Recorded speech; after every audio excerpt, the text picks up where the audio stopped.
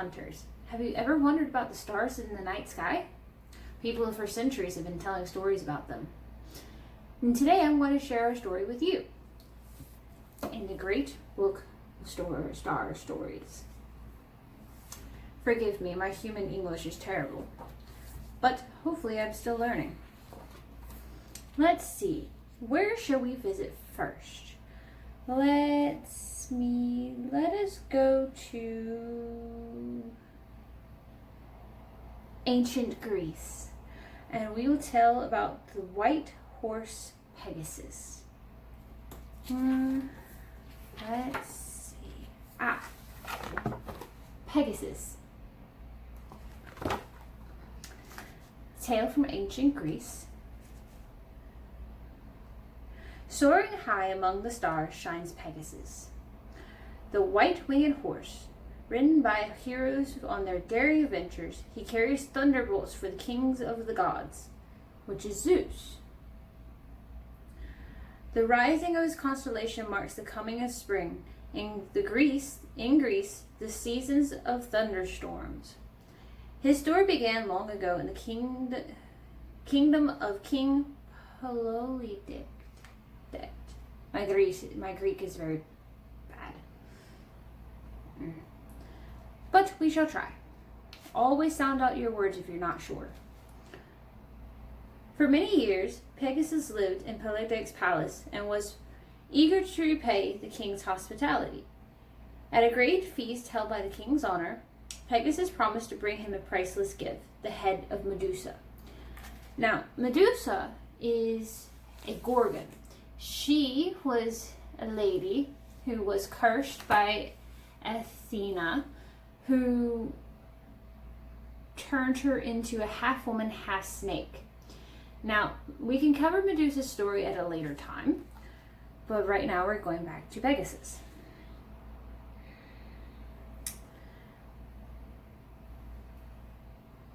This would be no easy task, even for the greatest of heroes, for Medusa was a hideous monster with scratching claws of bronze, scaly wings, and fangs like a great boar's tusks. Now, tusks come out like a mouth like this. Or like this. Worse still, around her head writhed rings of snakes. So instead of hair, she had snakes. Wouldn't that be weird, going to a beauty parlor and trying to get your snakes done?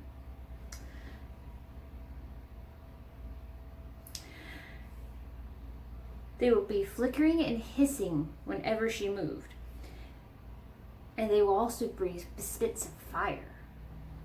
Anyone who dared to look at her would instantly turn into stone, like a statue. Oh, good, it does cover it. It was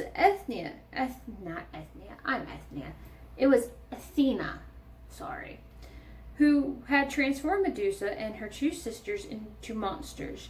And it was Athena who now came to Perseus' aid, along with magic,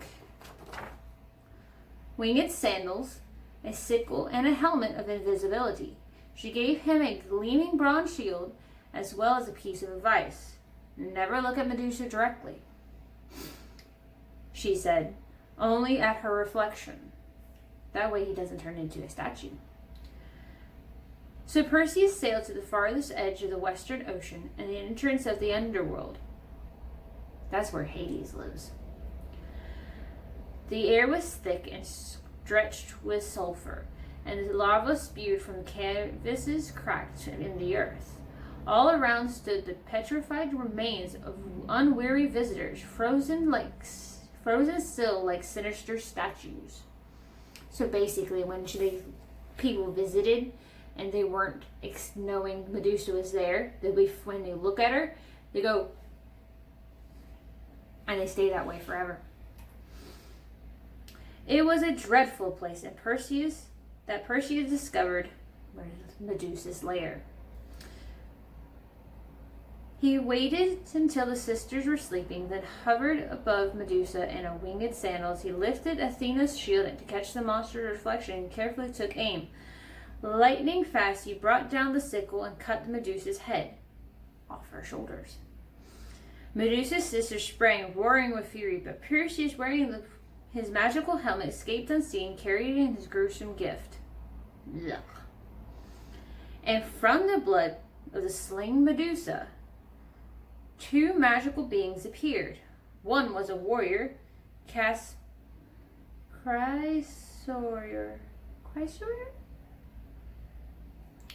golden sword in hand. The other was Pegasus, a gleaming white horse with a mane that flowed like snowfall. Gliding through the skies on feathered wings, Pegasus never faltered, nor did he grow weary. Once landing high on the Mount Helicon, he stamped his hoof on the ground, causing a spring to burst up. And from this spring came 9 muses, goddesses of music and poetry. When the muses began to sing, the sound that filled the air was so beautiful that the land, sea, and sky all above stood still. Even mighty Mount Helicon began to rise into the air until Pegasus brought it back down to earth with a kick of his heel. For years, the fearsome Charmora, a part lion, part goat, part snake, had terrorized the land of Lunica, snorting great flames that scorched the countryside. In despair, the king sent the hero Bellerophon to kill the beast. No one had ever approached the Chimera and survived to tell the tale. But once again, Athena stepped in to help. In a dream, she appeared to Bellerophon, and holding a gleaming golden bridle. When Bellerophon awoke, he found to his great surprise that the golden bridle was there in his hand. He tracked Pegasus down on the mountain stream, slipped the bridle over the horse's head, and leapt on his back. Then whispered quietly to Pegasus. He then spread his wings and rose into the air, parting the clouds with his hooves. On they flew through the skies to Chimera's cave. Pegasus swiftly swooped down to the creature while Bellerophon plunged his spear into its throat. The Chimera was dead. To show his gratitude, the king of Lyca showered Bellerophon with honors and gifts. But all was not well. As Bellerophon's fame grew, so did his pride, until he thought of himself as equal to the gods. One day he put the golden bridle on Pegasus and set off to fly to Mount Olympus. That was home where all the gods lived in Greece. The home of the gods. See? Where no human was ever allowed. Zeus was furious about Bellerophon and decided to teach him a lesson. He sent a fly that buzzed around Pegasus, biting him and tormenting him and driving him quite mad. As Pegasus reared, Bellerophon was thrown from his back, landing down to earth in a thorn bush and in his disgrace. As for Pegasus, the white-winged horse continued his journey to Olympus, where he was taken to live in the heavenly stables of Zeus. As Zeus's bearer of thunderbolts, he served the king of the gods long and loyally. Eventually, to reward Pegasus' faithful service, Zeus turned him into a constellation, one of the largest in the sky. And on the day he took his place among the stars, the legend says, a single pure white feather flittered gently down to earth. The end. That was the end of the story of Pegasus. There's several different takes upon the story. It's very much like when you play the game telephone. If someone tells you something and it goes down the line and it comes out a little bit different, that's basically how stories orally were told and passed down through the generations. And therefore, that's why some stories, like sirens and mermaids, they thought to be the same creature, but over time they turned into the same creature. But actually, they're two different creatures. It's very much like that. Well, that's all the story time for today. I hope you enjoyed it. Good traveling. Don't forget to drink your water, eat your fruits and veggies, keep away scurvy. And I will tune with me. Oh, my human language is very bad.